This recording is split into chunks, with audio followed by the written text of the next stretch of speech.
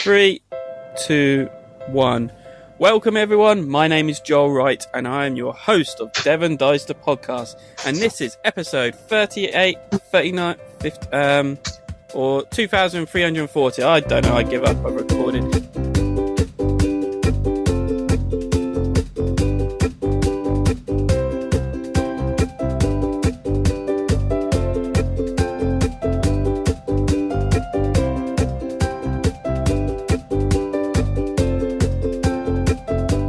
And it's been recorded on Wednesday, the 12th of October, 2017.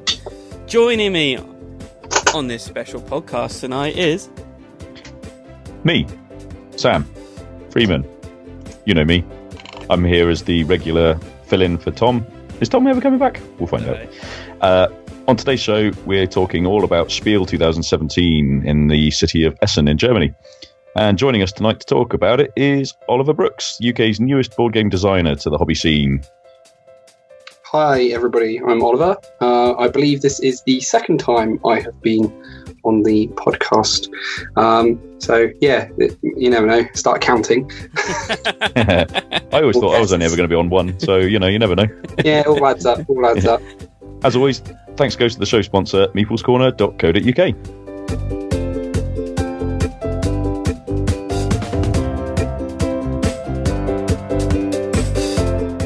Yeah, evening gentlemen, how are we? Good. Cool. Yeah, good apart from trying to get over a cold, but we're getting there. It's that time of year.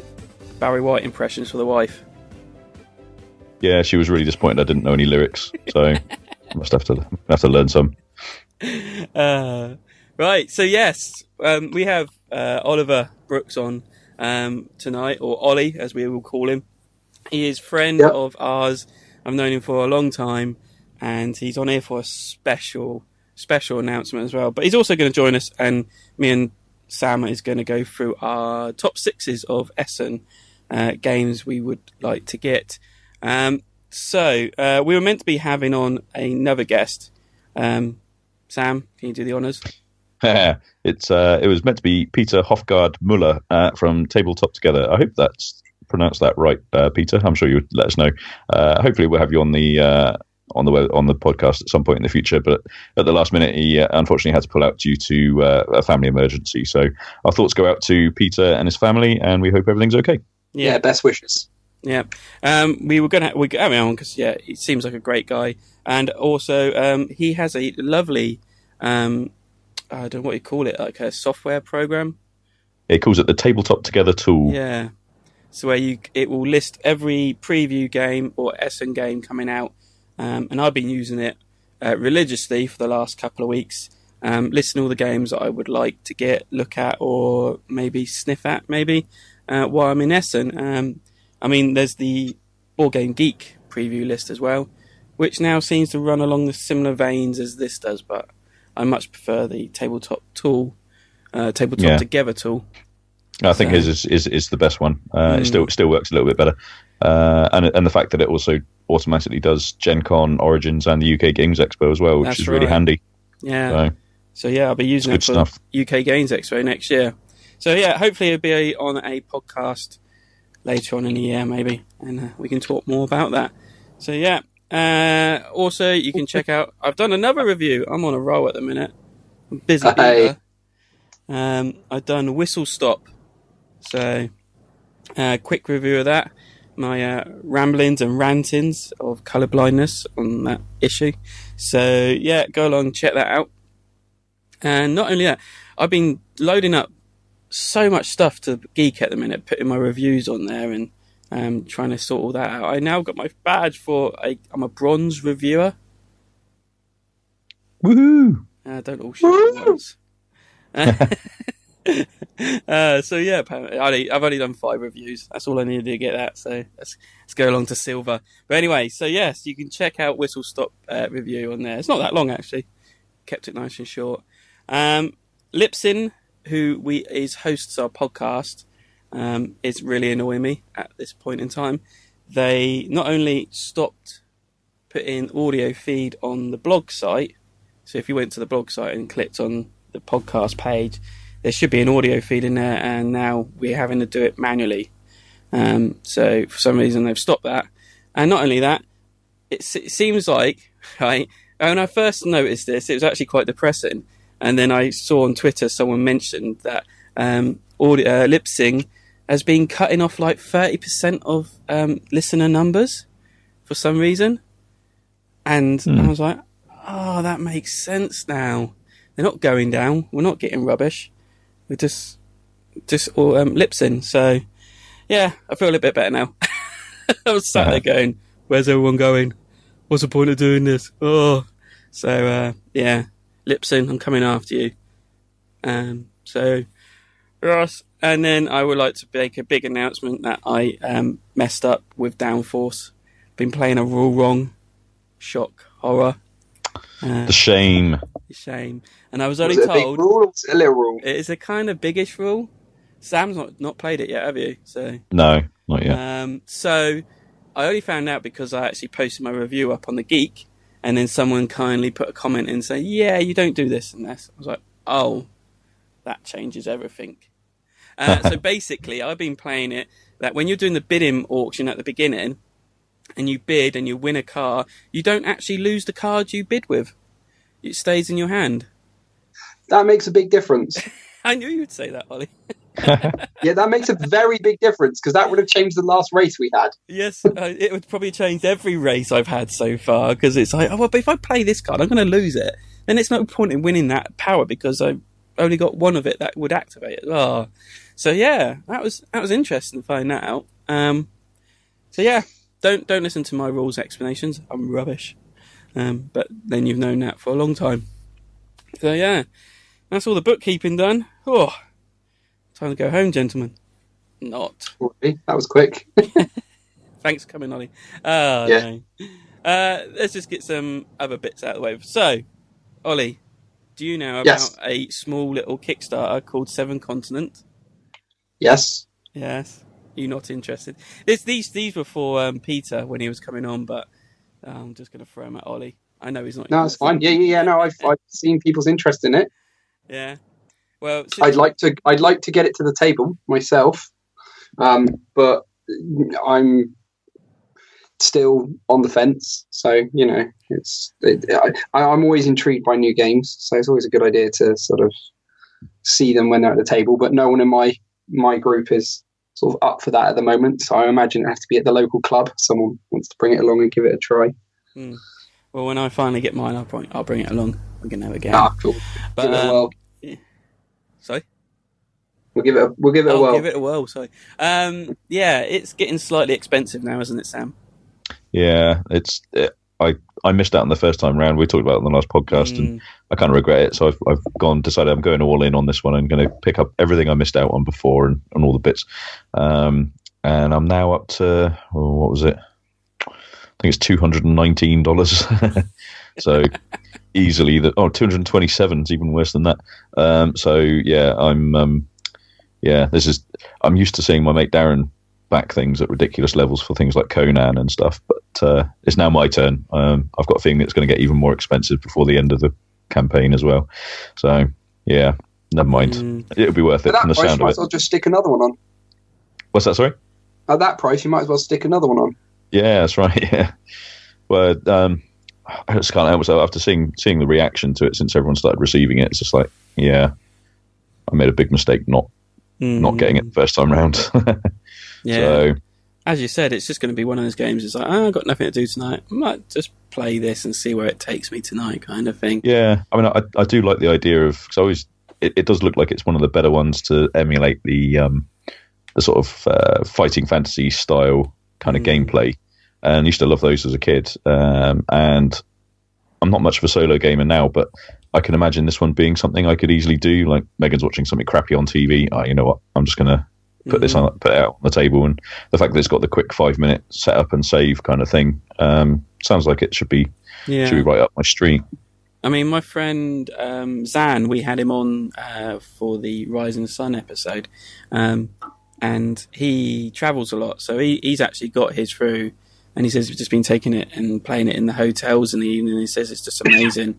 He's like, excuse me, gentlemen. it's just he says it just can't get enough of it, and like every time he plays it, it's slightly different, or very different, and it's just one of the best games he's played. And I was just like, really wish I'd continue backing it. So I mean, I'm not adding I'm not building my pledge up every something gets released. I've just stuck with what the pledge is. Then I'm just going to wait for the pledge manner to come out and say, yeah, okay, just add this on, this on, this on, this on. Yeah. So I'm just sort of keeping track of what I've spent, and then I mean I've added on for. I'm not going for many of the add-ons. The only one I've gone for is the bag of bone dice, but I couldn't help myself that because it's dice and it's a bag, so I've got to go for that. But I'm not going for the playmat or anything like that yet. I was about to say that I got now playmat.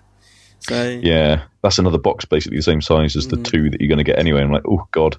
So I think I'll probably wait. See, what I didn't realise at first is that like the first campaign, it was just a box again, and I actually thought for some reason in my head I was thinking I was got to have all those expansions they had last time in there, but they don't. They've just now kind of feed them out and say, oh look, you can now add these on for an extra 40 quid, and it's like, great, wonderful. Yeah. And it was always going to be that way, but I think it was just the fact that they weren't there to start with. I'm guessing it was maybe a case of just the surprise about how many more people wanted it, and so they had to hastily get a quote or something.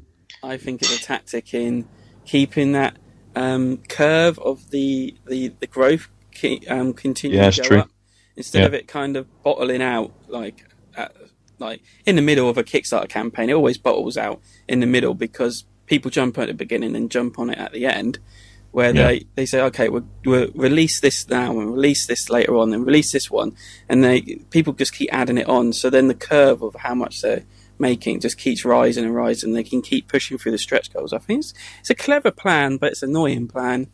And this is where Kickstarter is a very interesting tool for publishers and designers. Very interesting. There's a lot of different routes you can go with it, and lots of like different styles of campaign, but the real successful ones are the ones that maintain that interactivity with the people who are interested in it.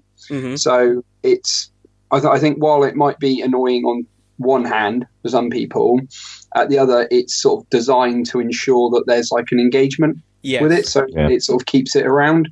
So as a designer, I would say that's a good thing, because if you just have the sort of the one shot go type approach, that can be a lot less effective.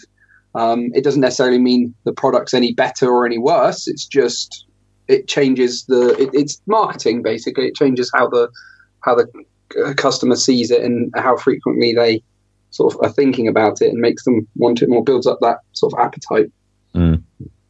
Yep. Yeah. But yeah, I can see why from a person who wants it, it's annoying, but there is like an actual reason for it, because it means that people keep an interest in it. Yeah, definitely. I've seen far too many Kickstarters that you've looked at once and gone, oh, that's nice, and then not thought about it, and then the Kickstarter's over because that's all they did that initial, we're here, ta-da, and then after that they didn't do anything else. So I just feel sorry now for Dice Hospital. At this rate, they're not going to get my money. I can't afford both now, which is sad. But Well, like we're saying, you do like a game lease. You get Dice Hospital, and Sam get Seventh Continent, and then switch it over. No, he's not having my copy of Seventh Continent.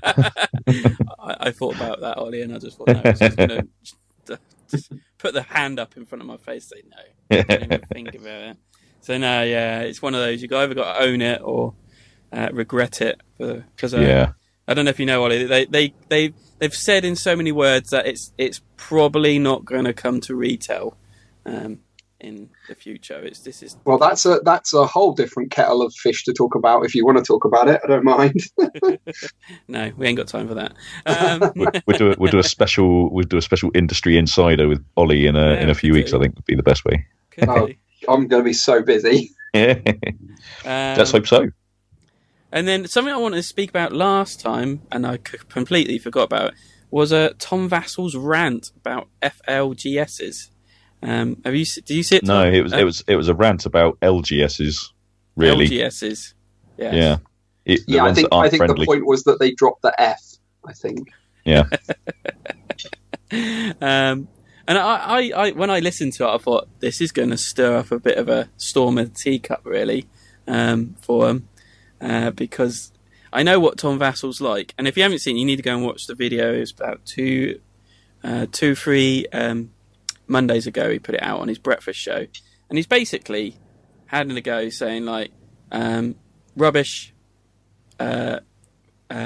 game stores shouldn't be around anymore. They're rubbish. They don't do anything for the industry or the hobby or the community. It's the internet that's made the industry grow so big and become this massive force now, and they should just all go away. But I know what happened in Tom's case is that he never makes a script. He always ad-libs, pretty much like what we do, and just talks out what his heart says. But when you do certain things like that, you just get it jumbled and mixed up. And I mean, I know for myself, I listen back to half of the podcast we do, and I think I actually didn't say that correctly.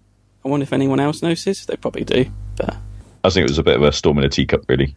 But people ran away. The point is that a crappy store that doesn't do anything to either engage with their community, essentially, rather than they look at it. They look at the community as customers and not as a community at all. That's the ones he's really talking about, isn't it? You go in and they ignore you and whatever. So, Sam, yeah. I think that the other problem is that he's talking very much, I think, from an American perspective, where they're talking about towns that have got 4 or 5 game stores.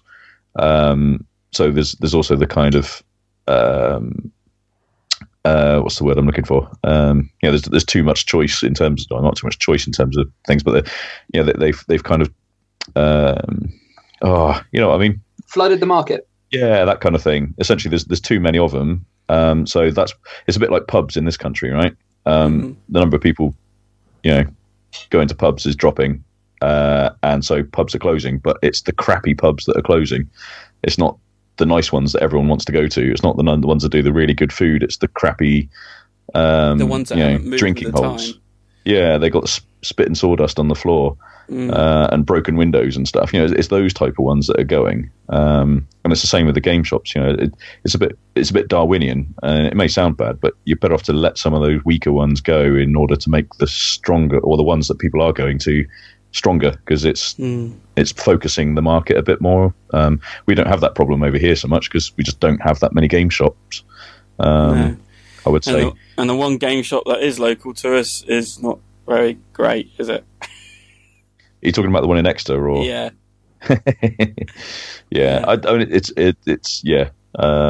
We've got things like Board, the cafe. They're fun, but they are obviously at cafe price, so therefore they're certainly more expensive than online for the most part. They don't aim towards us, do they? They don't. No, invite any of the groups along. Say, come along, play here. We do this and do that. They rather just They just want to look at the general public and bring in the families. I think each store has its own market. It's the same with any industry, to be fair. You don't target certain things at certain markets because they're just not going to be appealed. You have to make it appeal to that particular market. So different stores do different things to appeal to different markets. I think we've got the best of both worlds, really, with Meeple's Corner, because in essence he's an online store offering the best prices, and he's also got a shop that's local that we can go to and now play games. So it's interesting. Local for you. Local for me, yeah. It's over an hour drive for me to get there. Yeah, but it's pretty much as local as Exeter to you, really. So it's worth the extra 20 minutes. Yeah, I know. Trouble is, you go in there and you come out with more than you expected. It's like, no, don't make me buy all this. That's it. And now he's got the nice shelves all set up and everything, and you see it with you're like, oh. Yeah, it's all clear. Used to be, it'd be like huddled in this small little room going, oh, look, games. I can't see half of it because there's boxes covering it all up. But that's good. Yeah. But, now you don't even have to be in the store. You can see them all from the outside. So, yeah. But anyway, yeah. So I think it was an interesting. I'm not going to dignify it by calling it a debate. It was a typical internet level rant session, wasn't it? Yeah. But do you think he's learned his lesson of now scripting? No, of course not. Certain stuff. No. Well, you had to script the last one he just did. Did he? He had to do a rebuttal in the last breakfast, which was all scripted. So you needed to make sure he got that one right. Yeah, he really had to come back on what he said.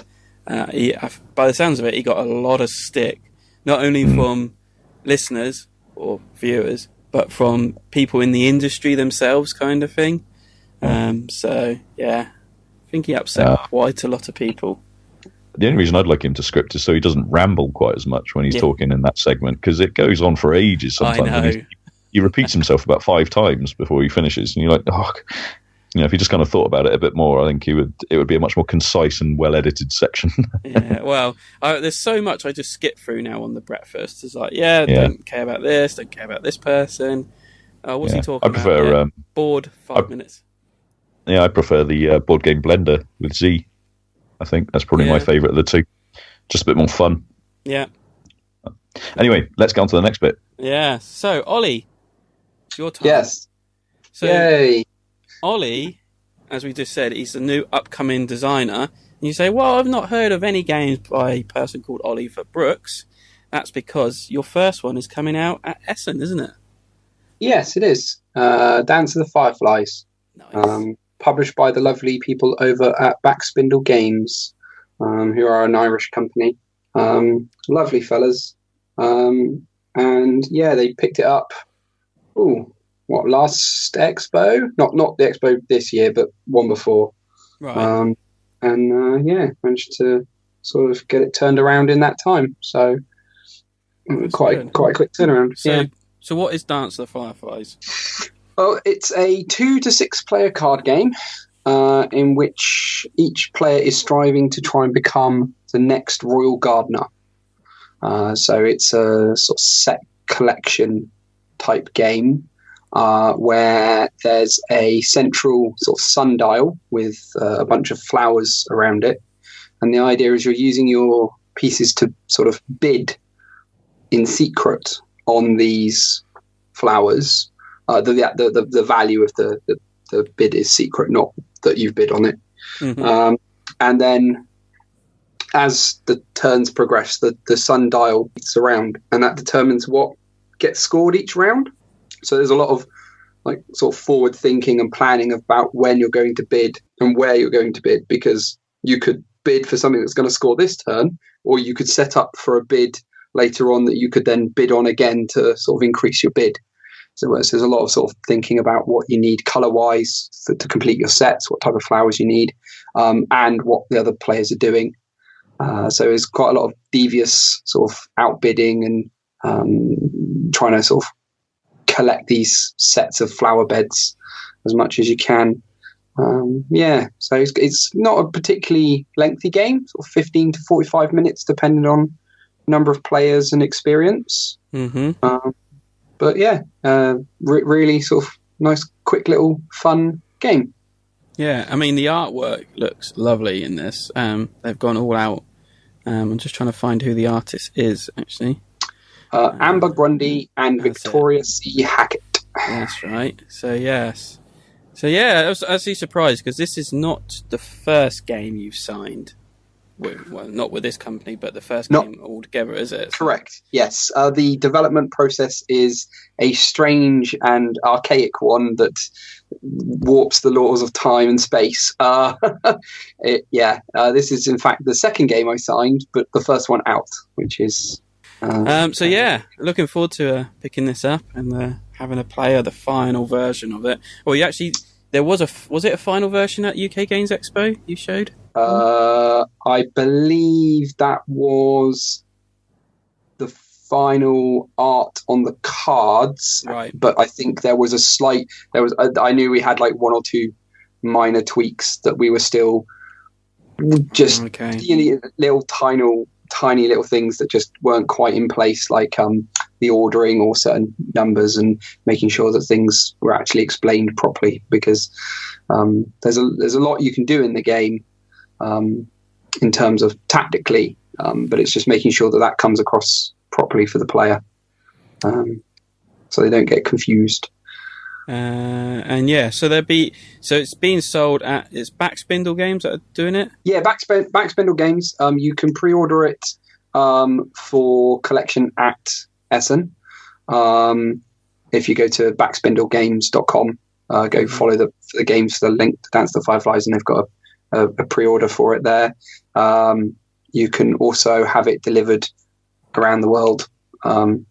So yeah, they can deal with that from there. So I'm just trying to where is it? Right, so yeah, it's Back Spindle Games booth is number 1. So I take it that's Hall 1, F148. If you want to go and see it, is that how it works, Sam? Yeah, sounds about right. Yeah. So yeah, Hall 1's a new one. I think that's. I think it's normally halls 2, 3, 4, and then something like 7 when I went. So they've opened up 6 and 1, obviously. I think for this year. So there's an 8 here. Maybe they've opened 3 new ones. Yeah, I know it's getting insane. You're gonna have. I'm glad you're there for the whole 4 days. Need more than 4 days, aren't they? Oh crikey! Yeah, they've really. No, Hall 1 normally has some things, and it's normally 1, 2, 3, and then they had 7 last. Oh, that's right. No, yeah, that's right. And then I think this year they've now got 8 and 6 added. The rate they're going, like they're gonna need another entire wing just to hold everything. Yeah. To be fair though, they've got the room at Essen. It's incredible as a. You think the NEC's big, you ain't seen nothing until you go to Essen. It's insane. It's so definitely big. Cool.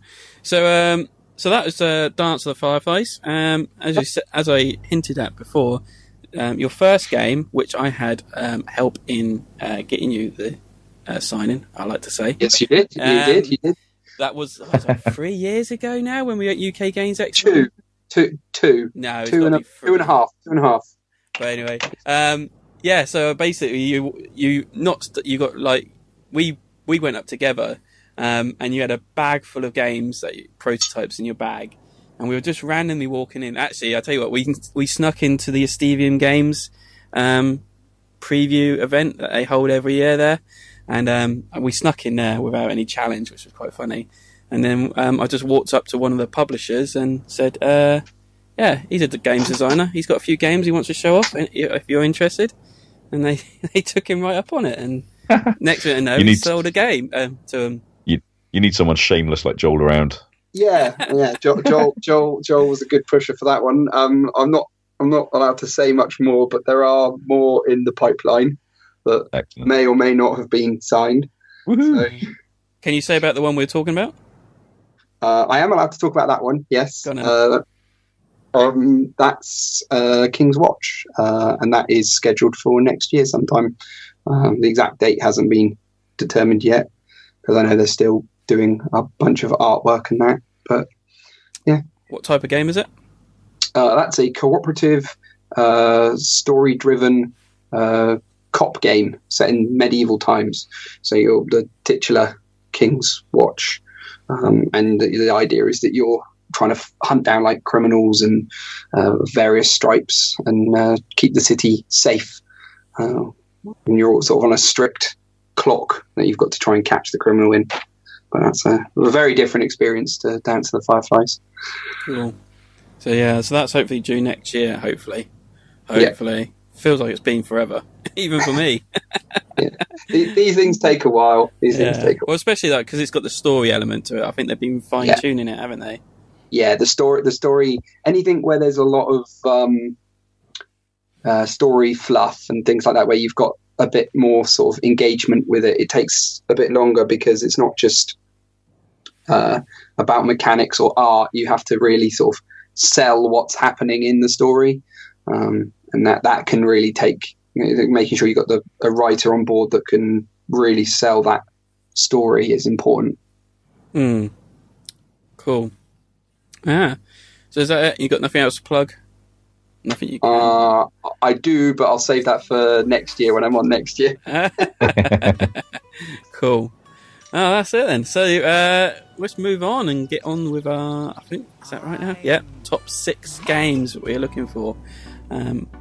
If Sam was going to Essen anyway, but I'm definitely. Speed up about freedom. Hey, yeah. Go. Me, I prefer to be free moving when I swim. No extra clothing to wear me down. So good. Beach is where I like to work on my sun-kissed skin. but I make sure I am evenly brown. Oh, you see me passing by wearing my small swimsuit. You cannot believe your eyes, I'm almost nude. As I'm walking by, I'm shaking it like jello. Oh yeah, I'm confident in the skin that I'm in, and I will wear what I want this summer because I have been dieting like crazy, I'm on paleo. I wear Speedos when I'm at the beach, you see me wear my Speedos. Cover your kids' eyes cause I am wearing Speedos. I am feeling fresh like I'm an ad for Mentos. I wear Speedos. So we got a couple of honourable mentions, like we already said. Dance of the Fireflies, some new guy out putting. I noticed Sam put that down as his choice. Yeah, I was struggling over my number 6. I had about 15 different games to try and get his number 6, or somewhere in my top 6 entirely, to be honest. But the top 3 are kind of locked. But I was going to put Dance of the Fireflies, and then you were going to come on. I was just like, that feels a bit self-serving now, so I'm just gonna slide that in. I'll take it. Gratification. Well, I love. It's always good as a designer to hear that people actually like your stuff. Yeah. Well, the reason, I mean, just to give my reasons for why, because obviously I kind of captured them that whole segment really, but yeah, like Joel said, the artwork looks really lovely. I like a game that plays 2 to 6 and plays under an hour, and I like sort of card style set collection-y type games with nice components. And I think after having had a look at it at the UK Games Expo very quickly with Backspindle, I was like, oh yeah, if I was going to Essen, I think I'd be picking up a copy. Let's put it like that. So yeah, that was definitely on my list. What else is on the next one on my list is one called Mask of Maui. Now I don't think it's going to be at Essen, annoyingly. Last year it was called it was a game called Mask of Anubis. Last year's Essen, right? So this is actually like a sequel to it. So Hasbro have bought the rights from, I think they're called Gift 10 Industry, which is the Japanese publisher, for Mask of Anubis, which they've renamed Mask of the Pharaoh. That is only going to be available, from what I understand, to the Hasbro Crate subscribers. So therefore, probably not going to get a chance to get hold of it. So Gift 10 Industry have actually done a second version, which looks way better with loads of better components, called Mask of Maui. So it's like the Easter Island style head type thing instead. And it looks really cool. I love the concept of a game where you've kind of got, for those who don't know, it's a cooperative game. One player has a mask, like a big cardboard face mask, and you slide your phone or a phone into the mask, and therefore you get to see this kind of 3D rendering of a tomb, and then you get something like 30 seconds or a minute to describe everything you can see, and the rest of the players around you have to build it with the tiles and the components that are on the table to try and build what you are trying to describe. Then you pass the mask around and someone else sees a different viewpoint of that tomb, and you're trying to create this. Essentially, it would be like a kind of the tomb might be in an H sort of shape or something like that, but you've got to try and get the different things, like the different statues and the chest or the paintings and things in the right way in order to win the game. So it's really, really sort of cerebral, but looks fab. And it's got that crazy kind of blending of digital to tabletop, which I'm really interested in. The annoying thing is, if I wanted to get it over here, it's going to cost about 50 quid to get it from Japan. And I was hoping, I've been searching all day basically to see if Gift 10 Industry are going to be there with Japan brand, because that's who it was with last year. But it doesn't look like it, unfortunately. So, yeah, never mind. I'll keep that an would eye be on my out. list, though. Yeah, cheers. Yeah, I don't think it will be, to be honest. But if it was, I would definitely want a copy of that. But yeah, never mind. At this rate, I'm going to be bringing back more games for Sam than I am myself. Yeah, more on that in a minute. I feel like a drugs mule at this point, kind of thing. Yeah. So what else you got there? Altiplano, Yep. which is the second game from the designers of Orléans. And Orléans a couple of years ago was a standout sort of debut success for them. So I'm really looking forward to seeing what Altiplano turns out to be. It sounds like it's going to be a heavier game than Orléans, which may not be in my wheelhouse, but it's got a alpaca on the cover. Yeah. What's not to love? That's great. So for everyone's information, and because we're sponsored by Meeple's Corner, I'm actually bringing back Meeple's Corner's stock of Altiplano. so it will be available soon after Essen. So get your pre-orders in. Maybe I'll do that now. And you can't have mine. So. The last one, just very quickly, is it's not on my list. It would be, but it's not on my list because it's a demo only, not a release. But it's a new game. I want to say the new game because he's so prolific at the moment. A new game from Bruno Cathala, who's easily one of my favourite designers. And this one's got a very cool sort of steampunk kind of vibe to it. I know nothing more about it other than that. There's no more information about it, basically. But the thing I've linked to on chicken. It's a robot chicken. It's like a steampunk robot chicken with laying a stone egg. It's awesome. So yeah, I want that. That's quite mind blowing. Cool. It's odd. So that's the honourable mentions for me. So my ones are Meeple Circus, which I pre-ordered along with another game. So Meeple Circus is basically a dexterity game.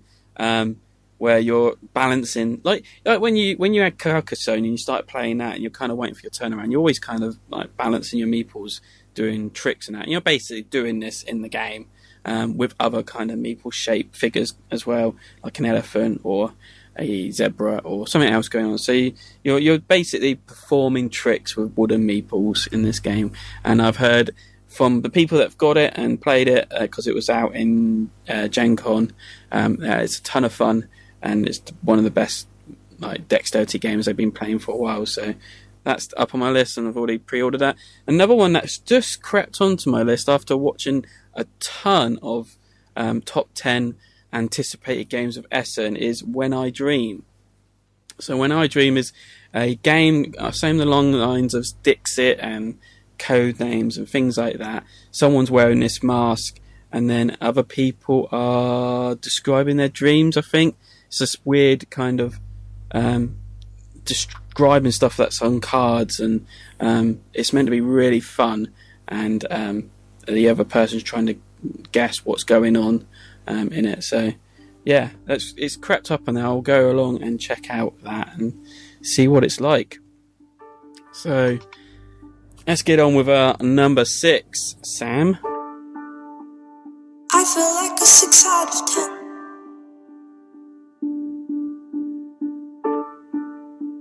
I've gotta get up early tomorrow. Yeah, so my number 6, after much deliberation and movement in this list, I finally settled on Ex Libris, which is the newest game from... newest game is about... I think they're releasing 3 or Essen or something, but it's the next big one. It's from Renegade Game Studios, so the publishers of Clank, our show favourite. So in this one, I think we've probably talked about it before, but in this one, players are playing aspiring head librarians in a sort of fantasy library type situation, and you're trying to collect books. Essentially, it's like a sort of set collection and worker placement type game, and you're trying to collect the books to create your library set and become the best librarian, the grand librarian. So yeah, it looks not much more to it than that. Yeah, artwork's lovely. It's got that same kind of hour to maybe a bit more playtime. It's worker placement. It's set collection. There's a little bit of card drafting as well, I think. Various other bits, and yeah, it sounds like the perfect blend again for me. There's about 10 different player pieces in it, so you got a choice because each player piece comes with its own kind of player board, which has their own power, but each piece is like uniquely different. It's just not wooden meeples.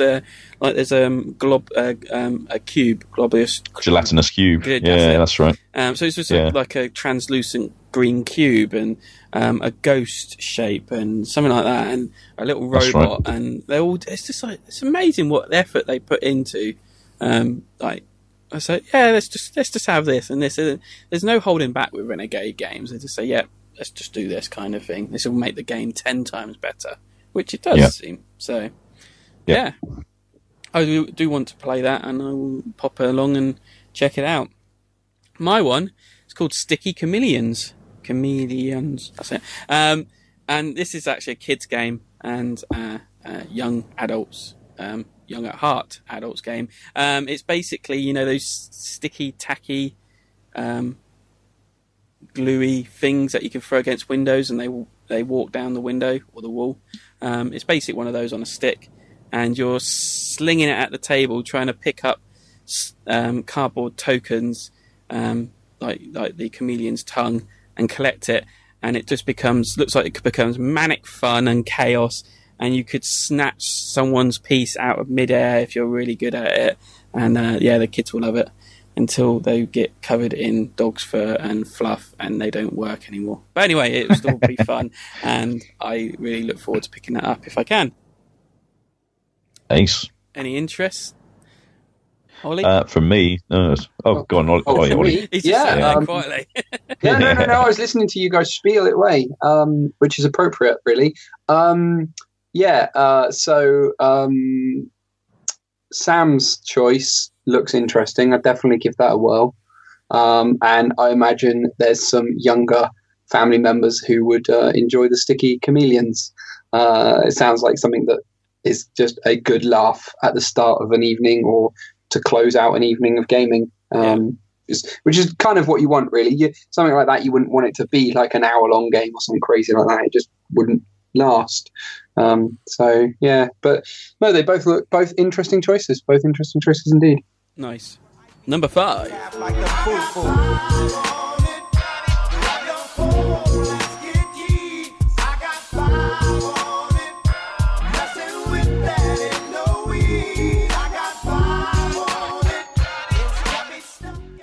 Number 5 for me is Noria. This one started getting a little bit more buzz early on. This was like the first of the buzzed Essen games, and it's kind of lost some of that buzz now, just because it was, people saw it was one of the first. It's now dropped down as a result of other ones, but it's still got. Yeah, and it's still got enough buzz about it though. Looking at the tabletop tool, for instance, I was having a look at that earlier on to get inspiration, and that's still number 15 out of the 949 games. So it's still doing pretty well. But in Noria, it's the thing that attracted me to it at first, as always, is the artwork. It looks fab because it's got this kind of steampunk airship kind of vibe to it with floating cities. And these cool airship things and stuff, which looks great. But it's also a debut design from a female designer called Sophia Wagner, which was quite interesting. She's a recipient of the Spiel des Jahres Fellowship from 2015, which is like I'm not sure if it's a prize or a kind of, it's essentially an award, a financial award to sort of allow them to crack on and do a design or something. I should have done some more research on that. But I just thought it was really interesting because one of the recent debates of the last few months has been women in the industry, and the internet being the internet, it's full of absolute arseholes, and so it's made it an interesting debate.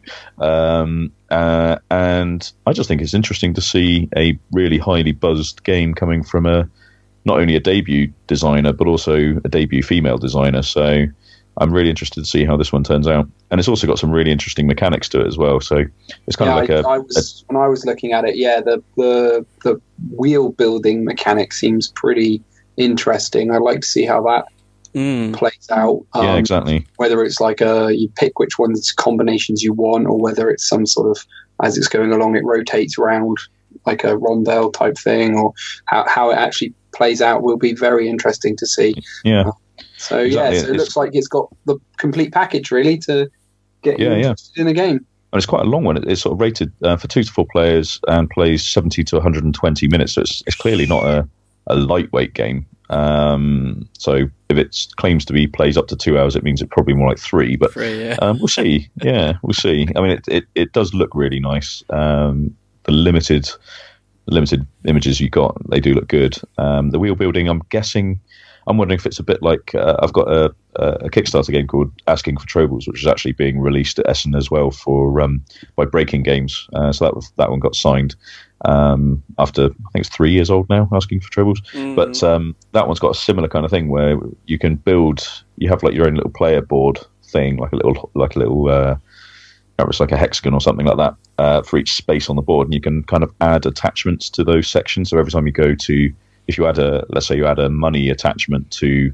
the space station section of your board, it means every time you go to the space station, you take the action there, and you also get money. And you can sort of chain that up, so you can add new extensions to those boards to kind of give you better and better things each time. I'm wondering if it will be something similar to that, where you kind of create this wheel and it just essentially sort of creates combos depending on what you do during the game. So that was the kind of thing I got from it when I heard about it. So yeah, anyway, I was really interested about hearing how that all works and how it plays. So I'll be watching the reactions to that at Essen with great interest. Awesome. My number 5 is Photosynthesis. It's a newish game. It feels like it's been out forever because I've been waiting for it to come out forever now. But I heard back in about November, July time about this game. It's touted as the next kind of Ticket to Ride game, they believe, because it's so quite simple, but there's a ton of strategy to it. And it is basically you are nature growing trees in this forest, and you put these little seedlings out, and then they can grow into little shrub trees, and then they grow bigger and bigger until they get to full life, and they fall over or get chopped down. I don't know. But they're also you're trying to vie for light. So there's this sun that revolves around the board, and where the light shines is where you gain action points that you can use on your turn to spend and put more trees out and do stuff like that. And it sounds a bit weird, but it looks good fun, and it's getting rave reviews from everyone. And I'm looking forward. I'm going to see what the price is like out in Essen first, and then I don't know, either pick it up there or wait for it to come out here, which it shouldn't be too long after Essen when it finally hits UK. So yeah, that's I like the idea of everyone sort of talking about being the sort of Ticket to Ride thing. I can't honestly see any game being Ticket to Ride level anymore. I've got such a big lead, but entity, isn't it? Yeah, it's a totally different kettle of fish, isn't it? But I can see it being one of those kind of very good gateway style games, if that's what they mean as well. That's essentially easy to pick up by everybody, but it's also got that I think it's that wonderful combination of a very thematic, abstract game, essentially. So it should be interesting to see how that one. If it does pick up like Ticket to Ride, then you'll get the UK map, and it'd be like no sun at all, and it just runs all the time. So it's like, I'm not getting any action points. Sorry. Random. I'm really sorry. Right, move along. Number 4. He'll never let you down. He's honest and faithful right up to the end. That wonderful 1, 2, 3, 4-legged friend. Okay, so number 4 for me is Favelas. Now, there's a little bit of story to this one. One of my favourite podcasts for a long time has been one called Bored with Life. And they're predominantly a RPG one these days. They used to do a lot of different ones, and they had a YouTube series. They do a YouTube comedy series, which I urge anyone to go and check out. It's not hilarious, well, I find it hilarious, but it's kind of high-end amateur work, basically, in terms of like a little mini comedy series online. They do it for the fun of it a little bit, but they are essentially like a pro production company. Various of them work in different ways, like in music or in production and stuff on other series. One of the guys, Donald, I believe, works on the Dragon Ball series, I think, from memory.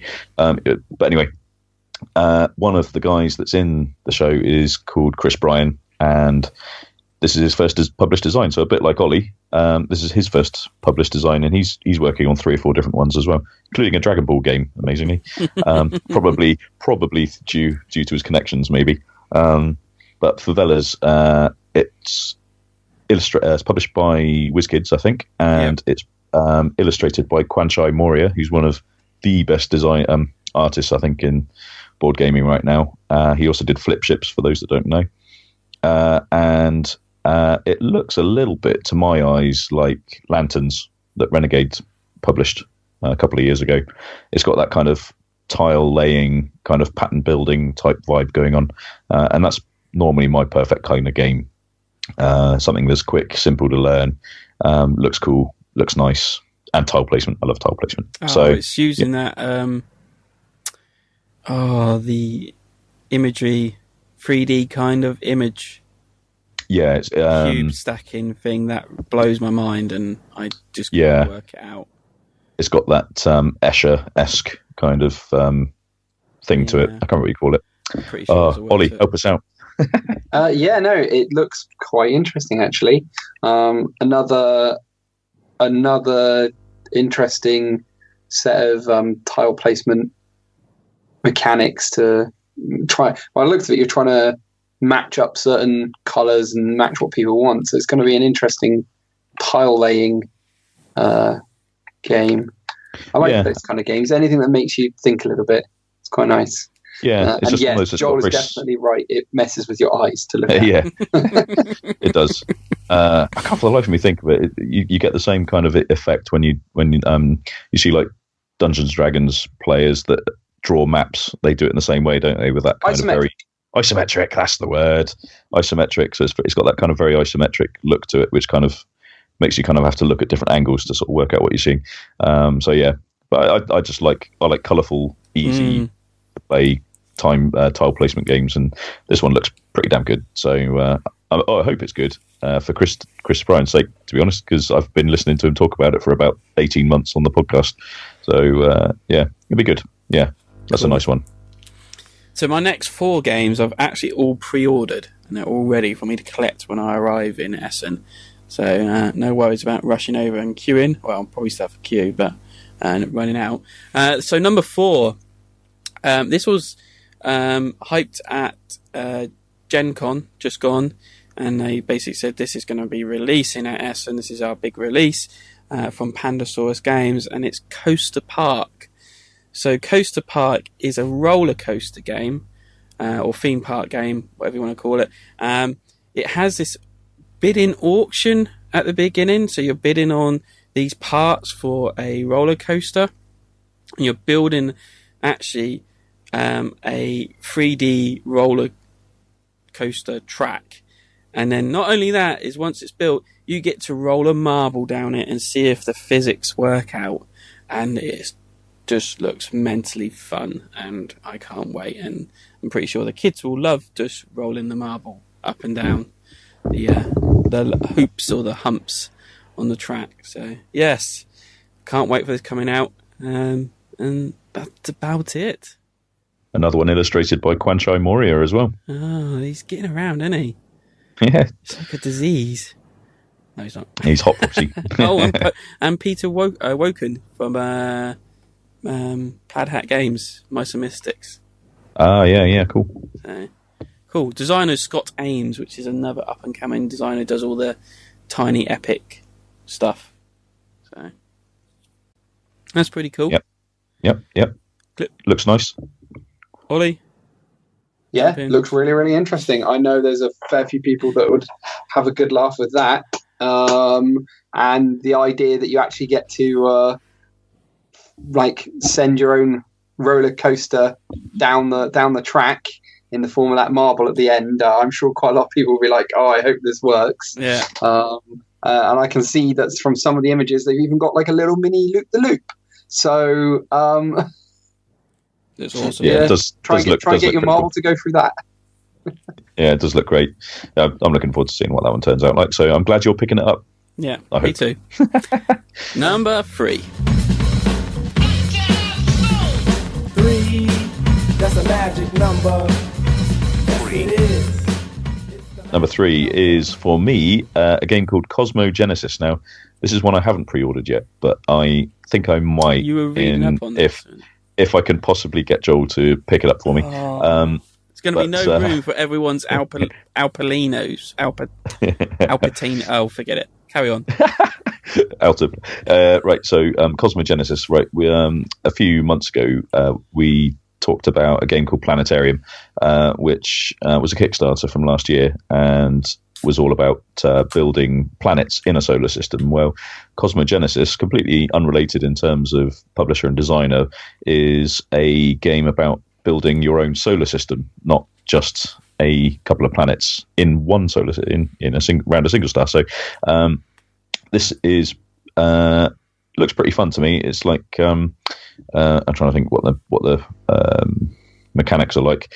I did read the rules earlier on, and I've completely forgotten them already. But essentially, you're kind of it's a bit it's not really worker placement, but you've got the boards. You've got 4 different zones, and on the zones there are things like a mixture of planets and comets and asteroids and stuff. And each turn, you're basically placing one of your 4 player tokens onto one of the zones and taking one of the things in those zones and adding them to your own solar system board. In order to, what you're trying to do is essentially evolve start the planets, and then evolve them. So you might want to turn a rocky planet into a habitable planet, which then creates life. And the further along that life evolves, the more points you're going to get for it at the end of the game. The gassy planets you want to turn into ringed gassy planets so that you get more points for them, that kind of stuff. But again, like Planetarium was, they've tried to base it quite heavily in the real science. So while it's relatively abstract in terms of its mechanic, in terms of what you're doing on the board and things, the actual theme of it is still very scientific and accurate, or as accurate as they can make it. So a comet crashes onto a planet, it creates an atmosphere on that planet and puts water on that planet, making life possible, that kind of stuff. So yeah, it's got really nice looking artwork. It's got that really cool, trying to be accurate science theme, and it's space based, which I love. And yeah, I think it looks really promising. Front cover reminds me of those street artists where they use the spray cans and put discs on the top and then spray over the top of them, and it makes this perfect sphere. You seen those on YouTube? I've seen something similar to that on in Vegas on the streets. Actually, they did something very similar. But yeah, I love the cover art. It's got this kind of giant nebula, and you've got these kind of planets and stars kind of floating around. Definitely captures the feel that they're going for very well. Definitely. Yeah. Oh no! Again, it looks like a very interesting game. I too, like Sam, I really like that kind of theme. That's a really nice sort of style of game that those sorts of like simulation type things where it's like trying to simulate something over a long period of time. Yeah, that's exactly what they called it. In fact, is the main mechanic, they called it simulation. So, kind of is really, yeah. Yeah, it'd definitely be one to try out. So, well, I may well get Joel to pick me up a copy. So, looking at it, I might get him to get me one as well. Right, that's right. You're going to get a crate of those, and you're going to get a crate of the Outer Planets. Get a crate of everything, Joel. Bring back a crate. I'm just going to cash my car in and bring a lorry back with me. Yeah. We should do used to do booze cruises back in the day when the Channel Tunnel opened and people could go across and get their stubbies, 24 stubbies for no money at all. Now it's going to be like that for Essen, isn't it? People hiring vans and coming back with illicit games. People that do it, the ones with bigger shops, do that. Yeah. So, but the main one with this one is I wasn't sure if this would ever come out in sort of UK and US market. So I don't know if it will, and it's by a company called Ludonova, who I don't know anything about, to be honest. I don't know. So we'll have a look. Possibly, it might be a good idea to, if it's not a well-known company, then there could be a delay. It all depends on when. I'm completely lying. Okay. I think they must be co-publishers of things. They've done 13 Days, The Cuban Missile Crisis, Black Orchestra, Coal Baron, Days of Ire. So yeah, they've got some high pedigree games. So that's fine. They're also co-publishers for Flick 'em Up, The Grizzled, Junk Art. So they must tie in with I don't know if are they a Russian company or something like that. Maybe then. Don't know where they're based. I'll have to have a look. But yeah, so they're clearly there. Oh no, it must be Hispanic by the look of it. Not a clue. Doesn't say on their website. So don't Awesome. know. But yes, I think I might get you to pick me up one of those if that's right, Joel. My number 3 is called Climbers. Is it called The Climbers? It might be called The Climbers. Anyway, it's actually very abstract, and it's a real simple rule of win the game. You need to get your playing piece to the top of this giant stack of wooden blocks. It's kind of very similar to. It will look from the outside as like kind of Jenga, gone a bit doolally, because you get. In the box, you're going to get a ton of wooden blocks of different shapes, and sizes in the kind of rectangle forms or square forms kind of thing, and they're going to be coloured on each side. And you basically just stand on the ground, and you've got this big stack, rectangle stack of cubes, and you get to take a cube and move it around and place it somewhere. And if your little figure's head, so a little cylinder body and a little round head on top, can see over the top of this, over the top of a cube, and it's the colour of your colour on top, then you can climb up to that position, and you can keep doing that. You do get a couple of ladders. You get a long ladder and a short ladder, which helps you climb very high up if you need to. And it's getting a lot of praise. A lot of people that have already played it or got it is absolutely loving it, and it plays up to 4 or 5 players. Oh, that's a bonus. And yeah, it just looks very cool on the table. It's very abstract, but looks very cool. And yeah, pre-ordered it, and it was quite expensive. But then, as I said, you are getting a ton, basically enough to heat your house for about a month, probably in wood form. But yeah. Yep, I like the look of that one too. It was on my list for a time. It was certainly in my sort of top 10. Just because it looked very cool. I like a game. I like. It looked a bit like junk art-esque in a way, in the sense that you're kind of building a thing, but you've also got that kind of strategy to it of trying to get your dude up and stuff. So I like the look of it. It looked nice. Yeah, taking a brief look over what you can do with it, it actually seems that it's one of those games where you can either take it, sort of have like a fun little race to the top, almost party game-esque, or you could have quite a serious sort of hard bitten fight to get to the top, with everyone pushing other people out of the way so they can get to the blocks they want and that kind of stuff. Yeah. So yeah, it looks good fun. Yeah, definitely can't wait. I mean, I actually saw it announced at, must be Origins when they done that, and like they kind of previewed it there, and I was like instantly going, when does this come into Kickstarter? When's this going to be available? I want this game, kind of thing. Got no reply, but now I know I can get it at Essen. So, yeah, I'm quite excited by that. Number 2. It takes 2 to make a thing go right. Come on. It takes 2 to make it out of sight. Number 2, yeah. So this is one that jumped right into number 2 spot recently because... Yeah, Lagerstätten, which is German for deposits, apparently.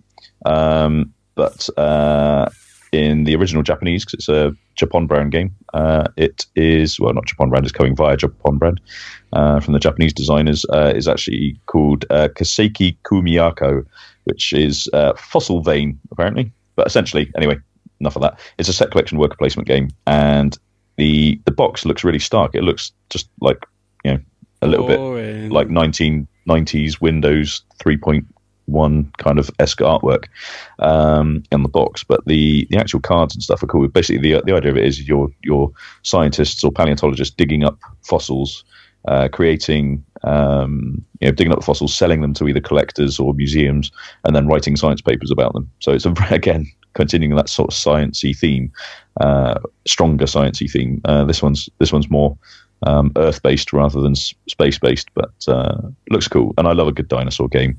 No one's made a good Jurassic World game for me yet, or Jurassic Park game yet. So this one will do for me. The story behind it really is that every year I look to see what Japan brand are bringing over, because Japanese games are so short print run that you get them at Essen or you don't get them at all. And this was the only one at the time that was sold out. It sold out completely. And I was just like, it's the only one I was really interested in. So a bit annoying. And then I was just talking about it with friend of the show, John, and I went back to the Japan brand website to look at another one, and I noticed that they had 16 in stock, and I was just like, ooh, someone's cancelled. So I straight in, paid for it, sent Joel the receipt. Thank you very much. Yeah, it doesn't look great on the outside. And even that, the board itself just looks a bit clinical, as I said to you. Clinical's a good word. Minimalist. Very clean, minimalist. There's colours on there, like, because of the player counters, but yeah, you have a weird taste. Well, you say that, Joel, but I'm actually going to agree with Sam that I actually really like the minimalist art style on it. It is really clean. It really conveys the information across that you need without it being extra cluttered up or anything. Like, you know what everything needs to be and what it is. It means that the colours you do have for like the player pieces stand out a bit more on the board, so they're easy to spot, so you know exactly where you are.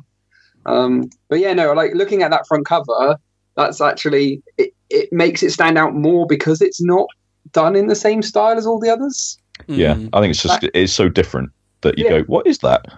Yeah. Yeah, it looks like a paper. Basically, I think they've designed it like it's almost like a pad of paper with zones or something on it. It's a bit weird, the box, but it's got some nice info on there. Again, kind it of like seems Filofax, like one of it's a little bit, yeah, few pages in a Filofax or something like that. So yeah, it's that kind of thing.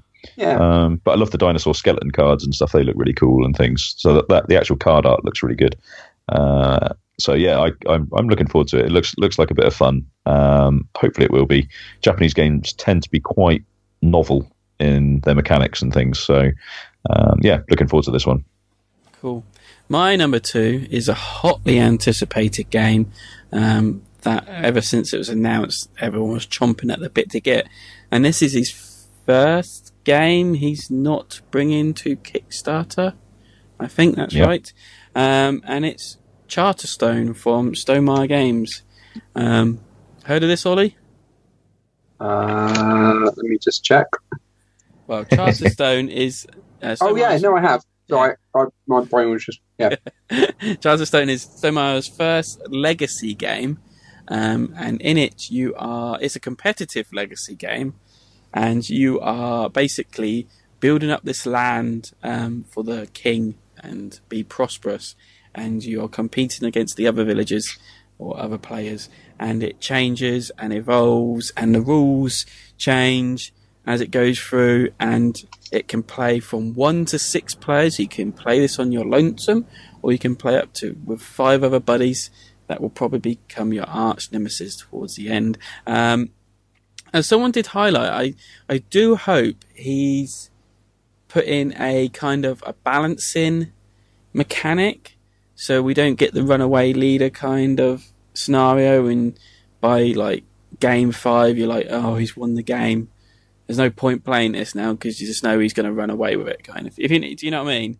I hope that. I don't think it works quite that way. It's not like you kind of. It's not like you take the result of the first game and it rolls into the next one. I don't think isn't it essentially that from game to game the rules of the game change slightly depending on what you've done in that game. Yeah, well, what I've seen so far is like you get a little village and you can build on it and develop it, and then also at the end of each game you actually keep the resources you still have in your possession to the next game.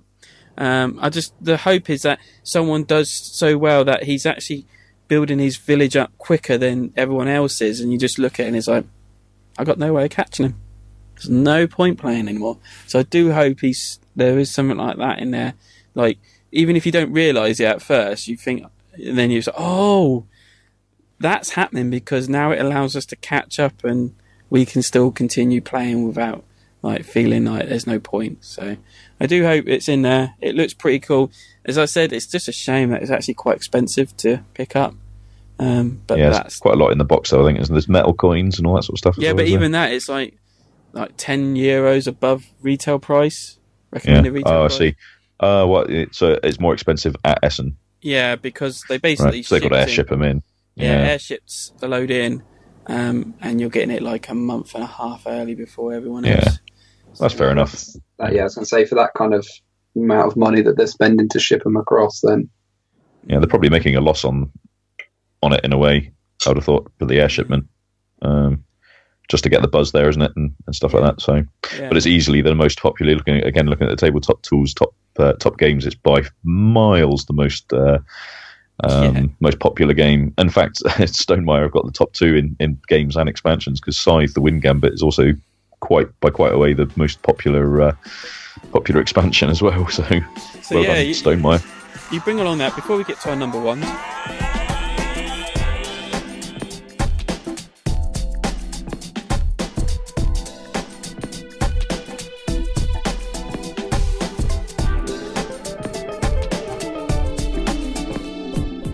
And I bet you no one, in the time that we talk about other stuff, no one's going to guess what our number ones are. We won't spoil anything. So yeah, tabletop. I will. No. Tabletop Together, buzz him out. Tabletop Together tool. Also, because people are rating stuff, not kind of rating. They're kind of rating their need to get the game. It kind of then rates it into a system of top 50 games and top 25 expansions. So as Sam just said, Charterstone is top in the games that everyone's looking for to pick up at Essen. Second is Gaia Project, which is the Terra Mystica space version.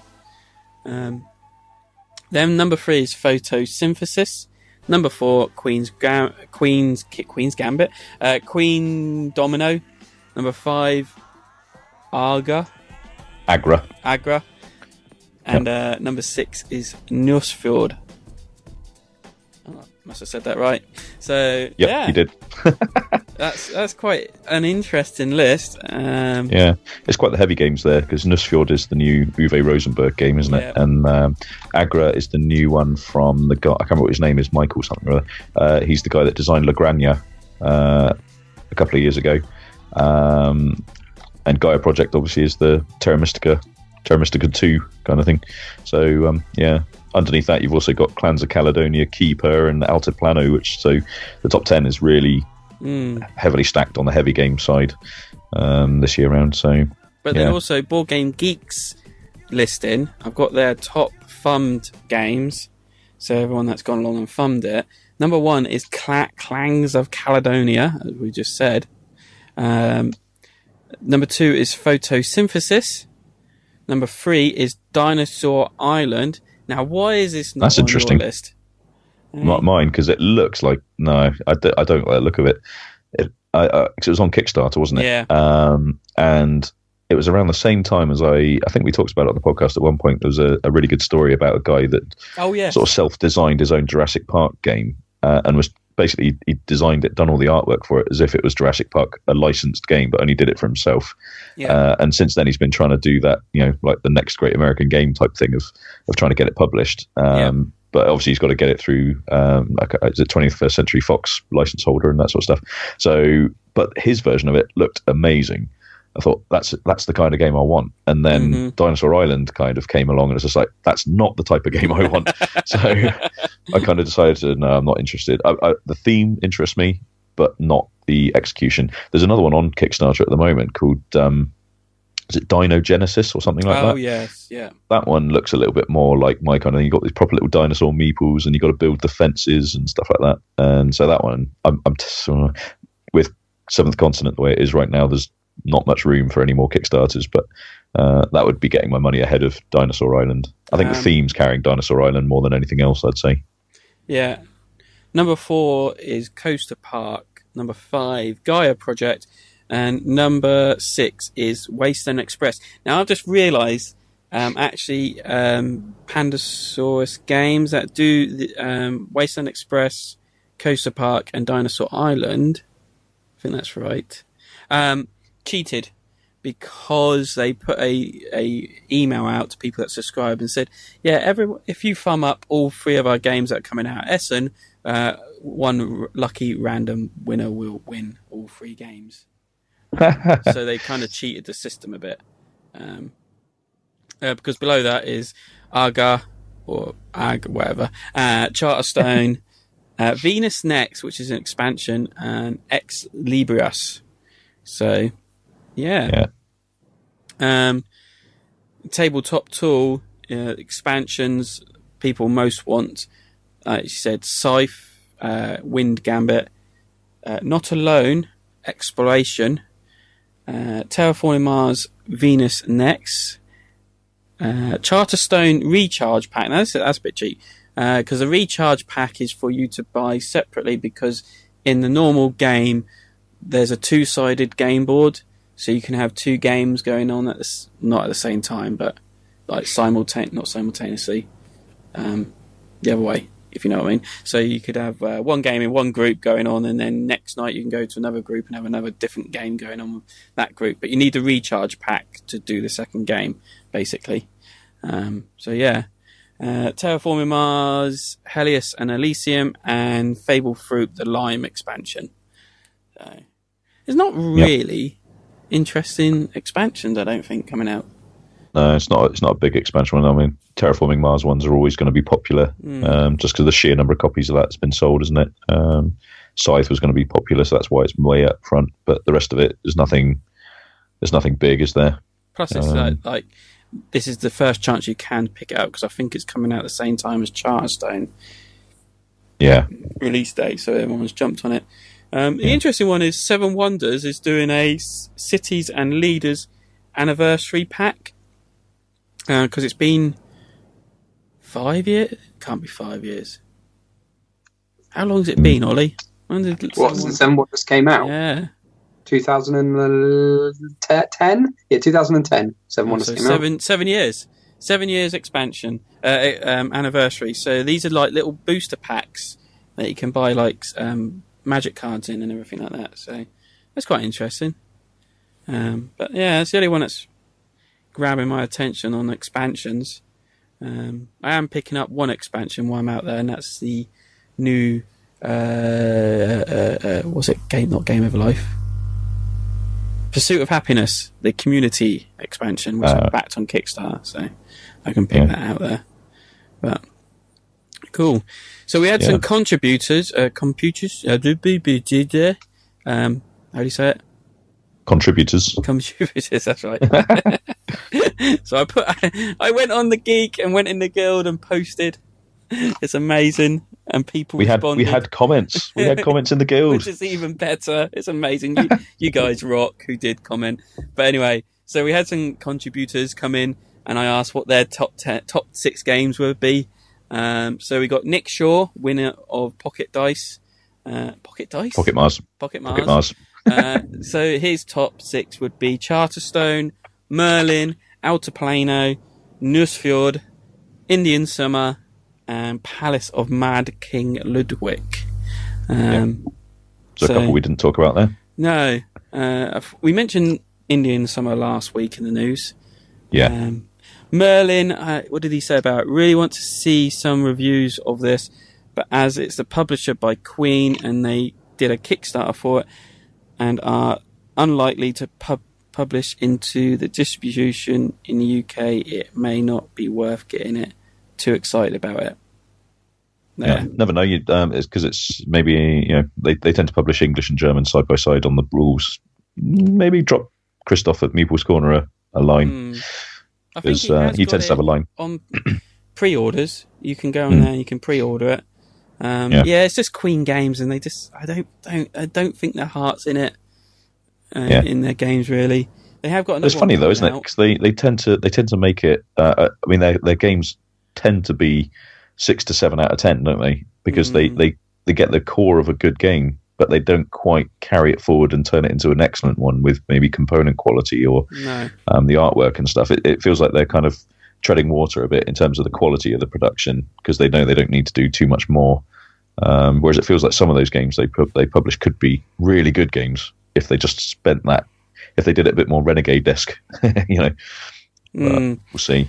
My mate Ainsley, friend of the show and friend of mine, I messaged him to ask what his would, and he did say the first 2 are his planned real pickups, because this is actually his first time as well going to Essen this year with his family. So he's picking up the Masters Trials Wrath of Magdaroth.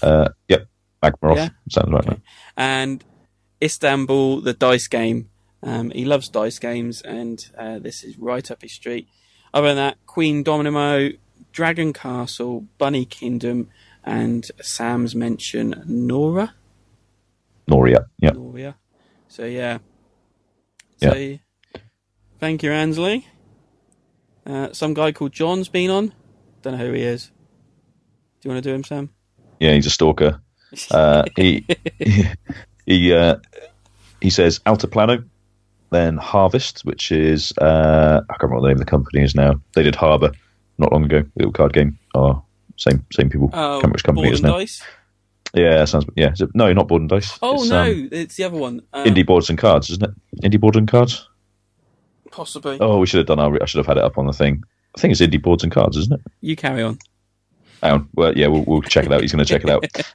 So Harbour, and then Azul, which is Plan B Games' second game after Century Spice Road, which is a cool little, again, nice little tile placement, sort of puzzly, abstracty type one. Apparently they've got really nice kind of Bakelite-esque kind of tiles. Anyway, I'm looking forward to seeing what that one looks like. Charterstone is number 4, same as most people's. It's in the top 6. And then Indian Summer. So that one's going to get some love. Tasty Minstrel Games. And then he didn't have a number 6, but he did say, "Can Joel probably pick up the starter tiles for number 9?" So I think I might be picking up a few of those, aren't I? I was going to ask you, but I didn't want to push my luck. You're quite welcome to put 3 massive box games in my car, but little packs of starter tiles. Nah, I can't. I thought you were selling the car for a lorry. I'm going to have to at this rate. Number 9, starter tiles, number 9. Anyone want one? Anyway, so yes, and then we had Living Overseas, Evil Panda. New person. So I like that. I like that username, Evil Panda. So do I. So his top 6 is Newsford, Azul. This is actually getting some big hype, and it looks quite good. What I've seen, Mini Park, My Story. Never heard of that. It was at Iberian Rails. Iberian Rails. I knew so it. So Spanish Rails, basically. Yeah, and Mini Rails. It's got something about rails. Yeah. Mini Park was nearly on my list as well. So that one looks really good. Again, sort of like a mini. I think it's tile placement style. Sort of build your little theme parky type thing, or a little park with stuff. It looks nice. Anyway, onwards. I'm rambling. My Story, the deck builder version is builder version of Game of Life, but deals with building a CV over time, switching jobs, learning skills. Looks like a nice, relaxing, fun, non-combative game I've been looking for. That's what he says about it. I might have to check that one out, actually. So, cool. Sounds a little bit like CV was to some degree. So, because it says the word CV in that line, so I'm going to instantly jump on that. But I have to have a little look-see, because I know it's a popular theme, especially with the Pursuit of Happiness gangs around. So I know you're a fan, and Gary in our group is as well. So I'll have to look that one up. And then last of all, Mike V. He's actually American Michael from Thursday Night Gaming. He basically says he's not really interested in anything other than Matt Skirt's follow-up to Concordia, Transatlantic. Now, I didn't realise this was actually Matt Skirt's follow-up to Concordia. I've seen Transatlantic moving around the web, and I didn't put 2 or 2 together, and I was like, so he's got my interest. He did say check out couple of games: Nemesis, Nusfjord, Merlin, Montana, and Tramways, if he could be bothered. But I like his synopsis for Nemesis. I was thinking, I've never heard of that one. And the line is, Nemesis is a cooperation game combined with bluffing, backstabbing, and other elements of a science fiction survival horror adventure. And then Mike's own words, unknown designer, B-list publisher, there's no reason to expect this will be any good. Brilliant. Great. So yeah, great stuff. And so we get down to our number 1.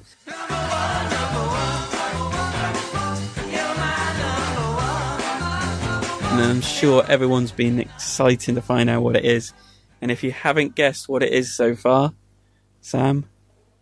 It is Clank in Space. So yes, this is both our number 1s. And yes, I was able to pre-order it this morning.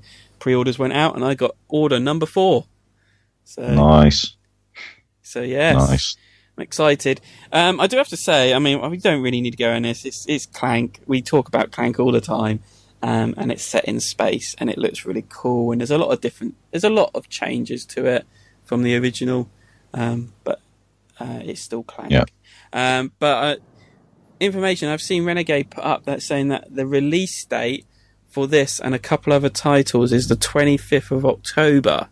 Now, I don't know if that's just America or worldwide. I'm pretty sure I'll find out just before Essen whether it's going to hit the streets on the 25th in the UK or not.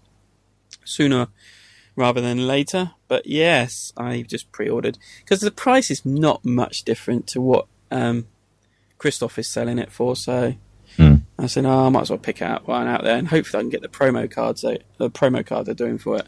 So, well, if they're doing a promo, can you sort us out one of those, Joel? Go on, you want to. No, run out of room. No more promo cards.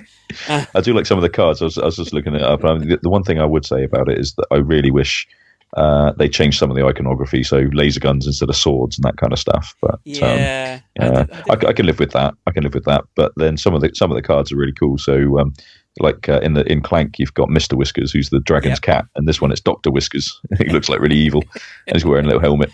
And then you've also got a card called Would Be Gone, which looks really fun because it's basically the blue pill or red pill. It's kind of a matrix. Maybe the swords are laser swords. Maybe they're lightsabers. Yeah, exactly. And that's what they're trying to get. That's what they're trying to get across. I think it's that kind of thing. So it's fine. I can let it slide. It's Clank. They deserve my forgiveness. The only thing is like, have you seen what it's called in German? Klong. Klong. I almost prefer it called Klong. I do as well. I was like, that's awesome. Maybe I'll have to get Christoph to sort me out the German box lid. I think they've actually taken quite a lot of, it's the same as that, but there's a lot of sci-fi culture kind of thing, and you'll go through it as like, oh, that's meant to be a Jedi, and that's meant to be from Star Trek. And I think there's even like red shirt kind of comparison card in there kind of thing. And there's a lot of room for the lampooning sort of satire or whatever as well, isn't there? So it would just be fun. Let's face it, it's Clank with some bells and whistles. So I don't care. I think it's going to be sufficiently different from the sound of things that I'll have Clank and Clank in Space and want to play both separately. So as long as that's the case, then I'm dead chuffed because as everybody knows ad nauseum, Clank is one of our favourite games. So you played it, Ollie? Clank? Yeah. The dungeon crawling one. Yeah. Yeah, played it with you. Played it with a couple of people now. Do you like it? It's interesting. I wouldn't say I like it. You have to be. I would say I don't necessarily find it as enjoyable as you guys do. I certainly on the first one, I'm not a fan of just how quickly you can get screwed over by the pull out of the bag, or it can go horribly in your favour depending on what happens. But have you been in a game where you're the last person trying to get out of the dungeon and they're pulling the cubes out and everyone's going, die, die, die, die. No, because normally everyone's dead before then. Well, even if they're dead, they're still calling out because they want you to die as well. Kind of. Yeah, but it usually happens very quickly afterwards. I can see the appeal in having that moment, but for the groups I'm normally with, it's not quite their cup of tea. I mean, just in defence, not that I feel like I need to defend it, but it wasn't a criticism. In terms of everyone's entitled to whatever they like. No, exactly. But what my I was just going to say that of the 7 games I've played so far since I got my own copy, it's always come down to the last, literally the last kind of phase of the place. Someone gets out and everyone's kind of trying to get out. They've all got treasure, so it always feels like everyone that. You die. The first players to die it's right at the end if it happens. The last game we played, no one died, everyone got out, which was the first time that's ever happened. And sometimes it's even like my first game with Joel and Lewis we played with, we played, and you both. I think did you both die? I died. And I made from it the top. That's right, and I was deep. And I died. I was like pulling from the bag, so Lewis had counted it down. So I was kind of like going, I've got to get it. I just need to get the movement. I managed to get just above the halfway line, so my score would count, and it gave me the win, despite dying. So I was just like, was the point where I was just like, oh, I like that. So you can basically come last in terms of the board position, but you can win the game as well, which I thought was really cool. Anyway, we've talked enough about Clank, and I'm sure everyone's sick and tired of hearing about it. So let's stop there. There's going to be more to come when we get Clank in space. Yeah. So yes, that was our top 6, and very enjoyable too, I think. Do you want to finish off with the question quickly? Well, do you want to? Well, that seems we've got Ollie on. Ollie can help answer it as well, can't he? I suppose. So.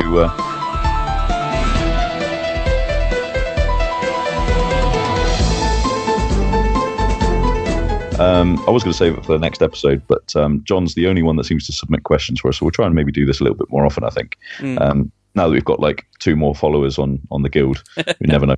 Another question. So John sent us a question saying, what is the best game you don't own? Which, from my perspective, I don't know, you could be literal about this. And so from the BGG rankings, the best game officially that I don't own is Pandemic Legacy Season 1. But seeing as I don't actually like Pandemic, I'm going to go with the spirit of the question, which I think means your favourite game, the game you'd consider the best that you actually like that you don't own. So for me, that would either be Blood Rage or Leon, which are in the top 10 on BGG, but I don't own them. So can't decide. What about you, Joel? Yeah, see, I own nearly every game I like. And then, as I said, I go through the geek. And I suppose Gloomhaven, I don't own it. I love it. I don't need to own it because you've got it, and hopefully we will get back to playing it. We will. I promise. Please. And then the only other one, I looked through the top 100, and I was like, yeah, I don't own it yet, but I will do, and that's Seventh Continent. That seems like the best board game that I don't own at this point in time. Ollie? You got anything on Ollie? Oh, crikey, that's a tricky question. Yeah. Let's put me on the spot. Best game? I don't know. I'm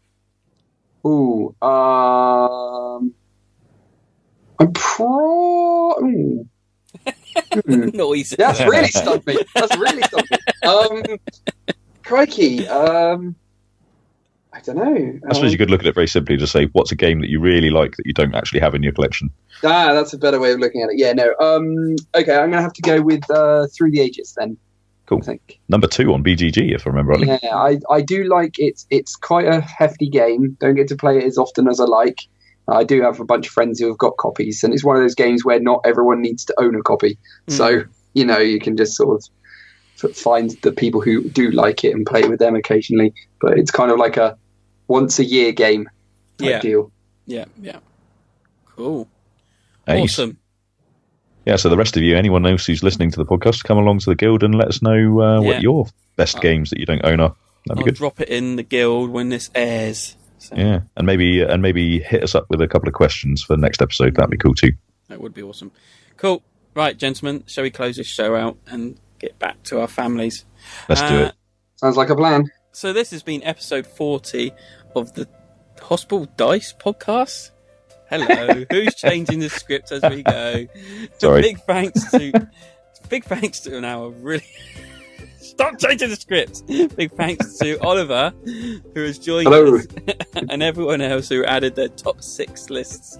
All of us on the show would like to thank you for listening, and if you'd like to know more about the games and items discussed on the show, check out the show notes of the episode, where there will be links to the product and possible links to where you can purchase them at a so-called shop called Meeple's Corner. We would like to thank as well for sponsoring the show, and credit goes to bensound.com for some of the music used. Yeah, and if you want to get in conversation with us anywhere, you can find us on Facebook. Have a look for Devon Dice Presents there. You can tweet us at Devon Dice UK, and you can also find us on our revitalised guild, which is number 2414 on Board Game Geek. Don't forget the blogging website, devondice.co.uk, and subscribe to the newsletter. I have been your host, Joel Wright, and you can find me on Twitter as Board Game Geek, as the Press Monkey, but I also tweet as Devon Dice UK. Yeah, and I've been Sam Freeman. You can get me on Twitter at Spoon of Milk. I nearly said Clank in Space. You can find me on Twitter at Spoon of Milk and Board Game Geek as El Duderino. Hi, and now I've been Oliver Brooks, and you can find me on Twitter at OliverBrooks25 and on Board Game Geek as Oliver Brooks. And also author of board games in the future. Yeah. Yes, and hopefully many more on top of that. Yeah. Can't wait to hear more about those. And hopefully, never know, you might hear about more in the following episodes. So join us for episode 41 out next month, when we'll do another special recorded at Essen and episode 4 of the Unhinged podcast with Joel and Lewis to end out the month. We have been your hosts of Devon Dice, the podcast. Goodbye, and remember, you can check out tabletoptogether.com for the lists and things like that. And also check out Ollie's game at Essen and when it gets released in the UK. If you are at Essen, one last plug from me. If you are at Essen, I should be there on the Friday. So if you come onto the booth, I will give you either a demo or a quick wave hello chat. So maybe sign your copy if you've pre-ordered it. Awesome. I'd be there, Ollie. If he was going. If I was going. Next year. Maybe next year. Hopefully next year. Yeah. And I'll go and I'll pick up whatever game you're releasing there. Thanks. Awesome. Right. Cool, guys. Done. Thank you. I'm gonna go and make up to the wife. So I'm gonna stop this, save it, and I'll email it on.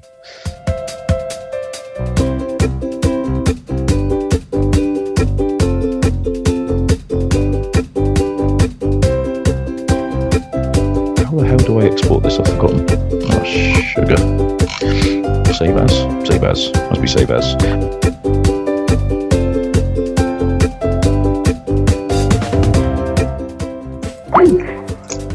Hello. Where's he gone? Hello. Oh, someone's just... Sam? Hello, I'm here. Ah, sounded like someone disappeared.